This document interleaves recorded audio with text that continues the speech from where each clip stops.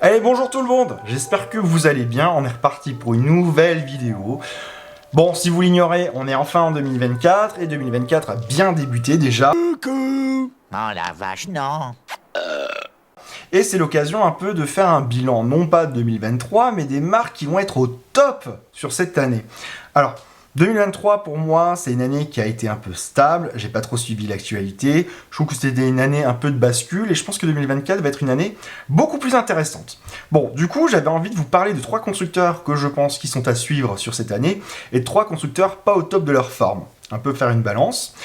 Bon, donc au programme du comeback, de l'optimisme, de la vengeance, de la baisse de morale, et ça cale. Bon, bref, une intro rapide et on est parti. Je fais mon petit instant auto-promo. N'hésite pas à t'abonner pour suivre notre contenu. On parle de différentes choses, on papote un peu, on parle de voitures anciennes, on va avoir des essais qui vont arriver prochainement. Voilà, n'hésite pas à nous retrouver aussi sur nos réseaux sociaux, je réponds à vos commentaires, je les lis, donc n'hésitez pas à me laisser des commentaires, et aussi laisser des commentaires ou des j'aime, ça permet d'avoir plus de visibilité sur mon contenu. Laissez vos pronostics sur ce top 6 avec 3 marques positives, 3 marques négatives, ça permettrait de voir si on pensait à la même chose ou pas du tout.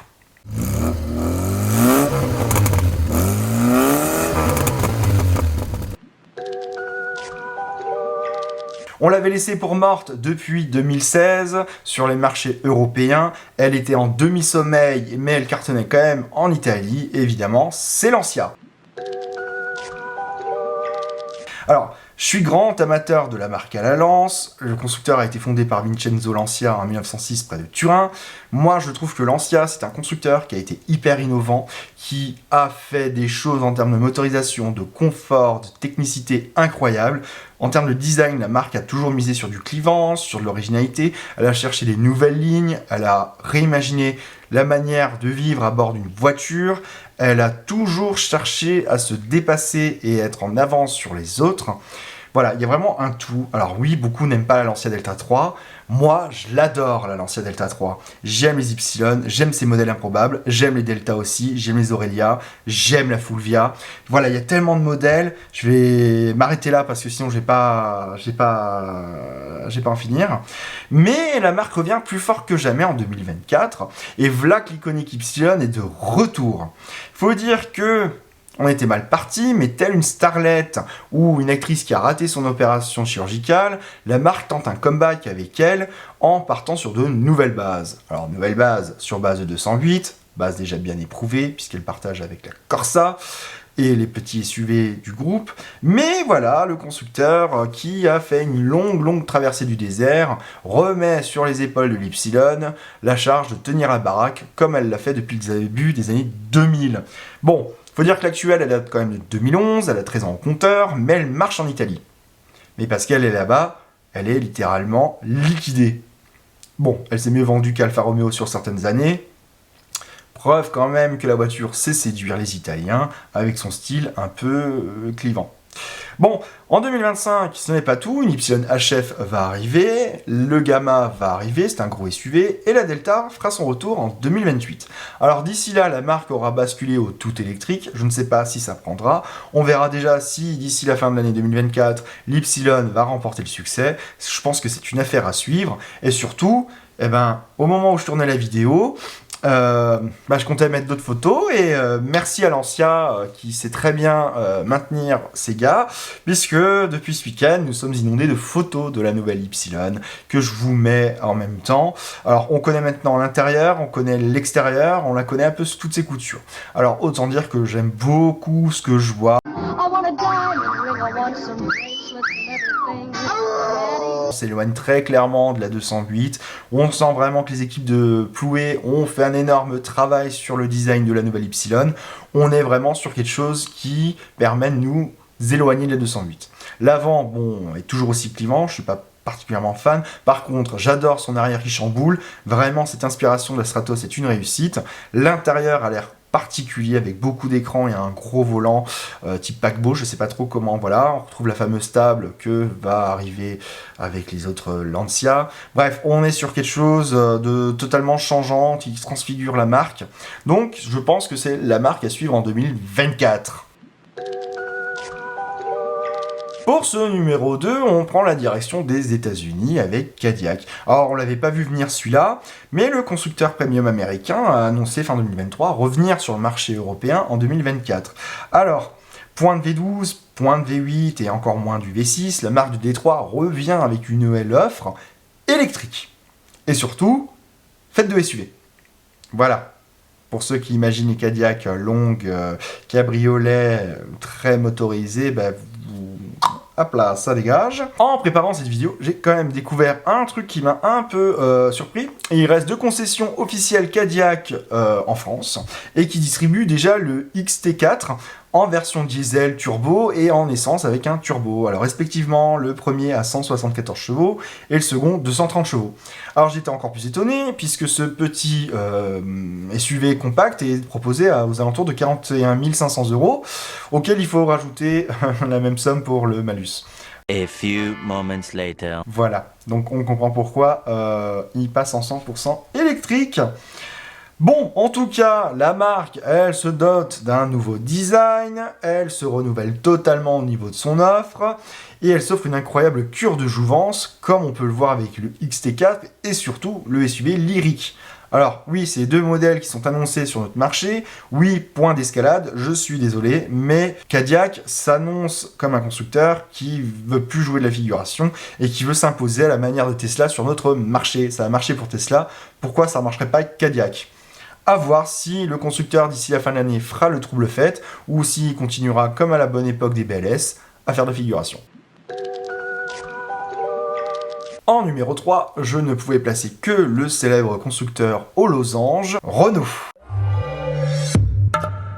Parce qu'après son Dieselgate, après le départ de Carlos Ghosn en fanfare dans sa caisse de musique, j'adore rire. Renault a un peu traversé les tempêtes et fait une grosse traversée du désert.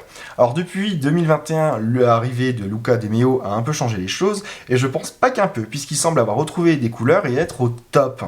En fait déjà 2024 commence très bien, puisqu'il y a plusieurs nouveautés qui sont annoncées, mais surtout, la Clio a repris sa place de première face à la Peugeot 208. Bon, une claque pour le constructeur au Lyon qui avait tenu jusqu'à la fin de l'année, mais il semble que le restylage de Gilles Vidal sur la Clio a porté ses fruits et que du coup le reste de la gamme Renault va être un putain de banger. Bon, les grosses nouveautés attendues chez Renault, ça reste le Captur restylé avec l'ajout de son jumeau Grand Captur et surtout de 2 autres nouveautés qui me paraissent hyper importantes tel point qu'on en a parlé. Je parle évidemment du nouveau Scénic qui arrive en version électrique, qui change du tout au tout.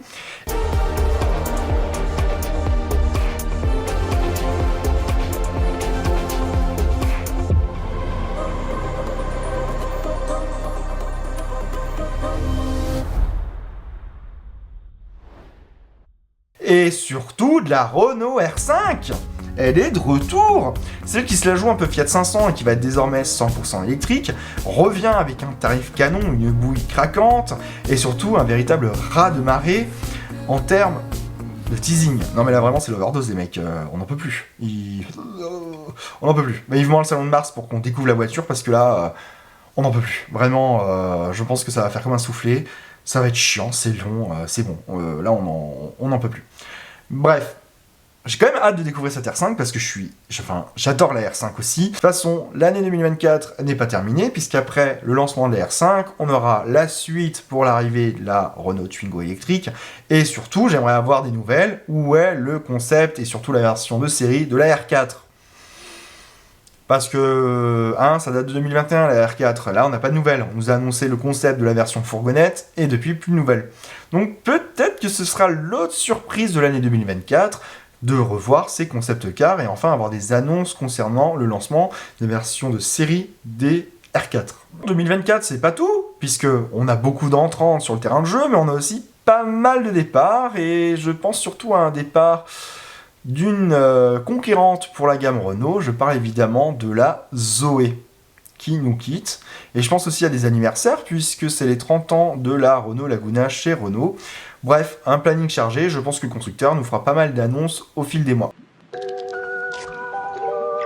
Bon, en termes de bonus, parce que je savais pas trop comment placer la marque au chevron dans ce top, parce qu'elle vient qu'avec un modèle, alors que les autres, bon, Lancia aussi, mais Lancia c'est carrément, elle investit notre marché, Cadillac réinvestit notre marché, on a 2 modèles qui arrivent, bon, Citroën, je savais pas trop comment la placer, donc je la mets en bonus, parce que depuis l'échec du C4 Cactus, bah, Citroën a un peu eu du mal, on sent qu'ils se sont cherchés, ils savaient pas trop où aller, il y a eu pas mal de changements de patron aussi, Lina Jackson qui est partie, Vincent Kobe qui a quitté le navire, enfin bref, on savait pas trop vers où allait Citroën, on nous parlait d'une gamme essentielle, finalement non, d'une gamme low cost, mais pas trop low cost, bah on sait pas. Puis en plus, je pense que le clou du spectacle, c'est surtout le lancement de la C5X.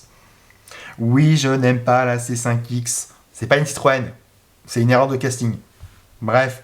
En tout cas, pour revenir à la C3, je pense que cette 4ème génération qui part d'une feuille blanche va être un succès. Je pense qu'on peut parler d'un banger sur toute la ligne. Cette voiture va donner un nouveau départ à la marque, elle offre une nouvelle philosophie, et surtout, par rapport à Dacia, elle offre un excellent rapport qualité-prix. Je sais que Dacia va répondre, mais c'est à suivre. Pour le reste de la gamme, comment va évoluer ce nouveau look inspiré du concept car Oli à travers les autres modèles de la gamme Citroën, et dont le prochain arrivant sera le C3 Aircross. J'aurais pu aussi rajouter Dacia, mais Dacia, je pense qu'elle a déjà eu son banger en 2023, les Sandero Stepway se vendent, la Spring est un succès, mais je pense que Dacia est encore à suivre parce qu'il nous prévoit quand même l'arrivée du Duster d'ici quelques semaines, et je pense qu'en termes de prix, de finition et déjà juste à sa gueule, je pense que le Dacia Duster va faire très très très mal. Voilà, pour ce top, on va passer au flop.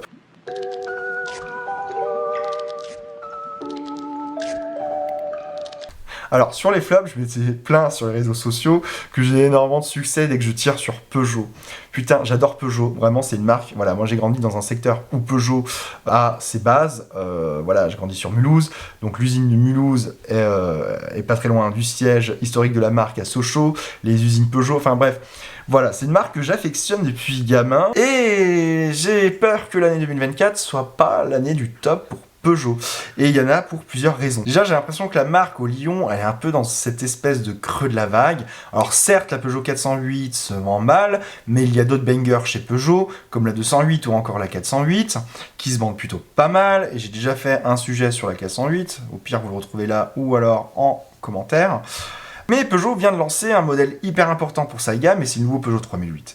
Et je le trouve plutôt réussi sur sa face avant. Je trouve que Peugeot nous propose quelque chose qui change de la gamme actuelle, qui abandonne le croc de morse, quelque chose d'un peu plus sympa. A few moments later. Mais j'ai pas l'impression qu'il attire les foules. En fait, j'ai l'impression que ce nouveau 3008 est dans l'ombre du nouveau Scénic. Et en termes de commentaires, j'ai lu quand même pas mal de commentaires négatifs sur sa présentation, sur ses prix finalement qui sont pas trop mal placés. Il est à peine plus cher que le Scénic, il a 210 chevaux, l'autonomie elle tourne quand même aux 500 km. Enfin, je pense qu'on a quelque chose d'hyper intéressant, et puis on a encore des versions hybrides rechargeables jusqu'à 200 chevaux qui vont arriver. Donc je pense que Peugeot s'est pas trop trompé, je pense que c'est une erreur de casting en termes du style. Alors oui, il y a eu le départ de Gilles Vidal, mais le nouveau designer, Mathias Haussmann, vient de prendre ses fonctions. Il cherche aussi à insuffler une nouvelle dynamique au constructeur au Lyon. Et j'ai pas envie de lui jeter la pierre parce que le mec a quand même fait le concept e-légende. Donc j'ai envie de voir sur quoi il va nous amener ailleurs avec d'autres véhicules de la marque au Lyon. Alors bon, l'arrière de la 3008 est un peu particulier. Bon, on va pas y revenir et on va passer à autre chose. Parce que les ventes de Peugeot ont été extrêmement mauvaises en 2023. C'était l'une des pires années pour les commerciaux de la marque. Et les versions électriques ne semblent pas être à la fête. Bon, on sait qu'on leur reproche un manque d'autonomie, des prix plutôt indécents, et le Lyon semble faire des efforts puisque la 208 électrique démarre maintenant à partir de 32 000 €, et les brouettes. Bon, Peugeot semble faire fausse route sur sa stratégie électrique, mais semble quand même revenir sur des choses un peu plus logiques.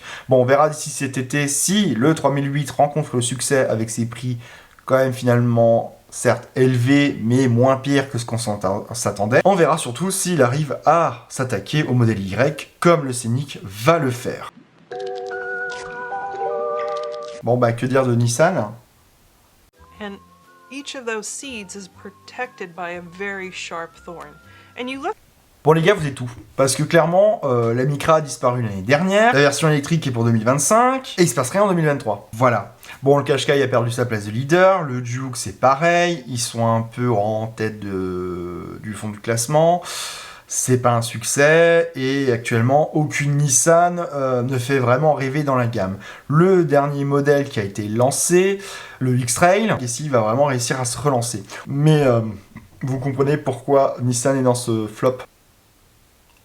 Ben parce que j'ai rien à annoncer, j'ai rien à dire, et on va enchaîner avec la suite. Hein. Pour moi, les autres marques qui sont dans le flop, ce n'est pas une, mais plusieurs, c'est les marques chinoises. Je pense à MG ou encore à BYD, parce que comme dirait Britney Spears, oups. Avec la perte du bonus écologique, on pourrait penser que les marques chinoises vont un peu se péter la gueule et que les commerciaux vont se faire un peu chier. Donc force à vous les gars, on pense à vous.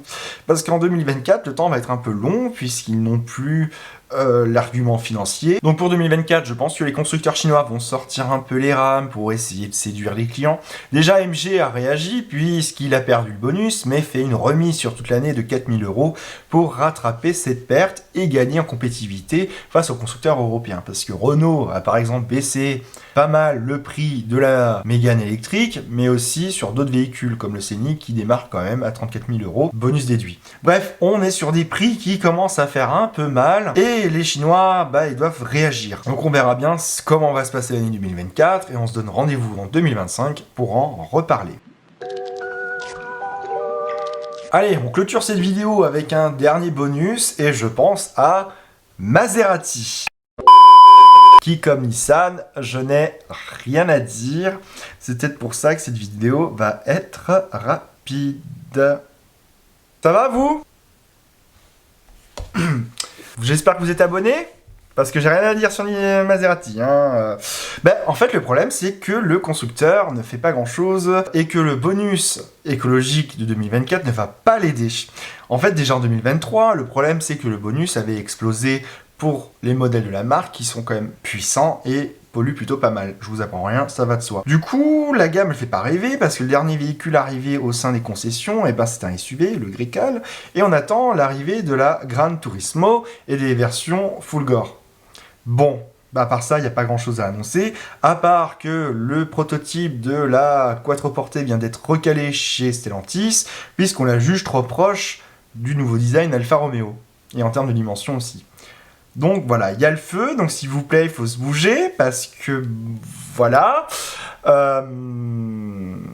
c'est ce que je vous disais, je n'ai rien à dire sur Maserati, ils ont totalement leur place avec Nissan, Peugeot et les constructeurs chinois dans ce flop.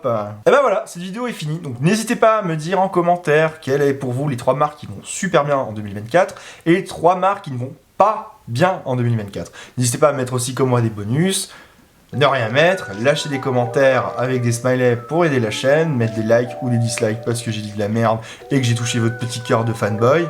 N'hésitez pas à me le dire aussi. Bref, en tout cas, j'espère que ça vous a plu. Je vous dis à très vite et bye!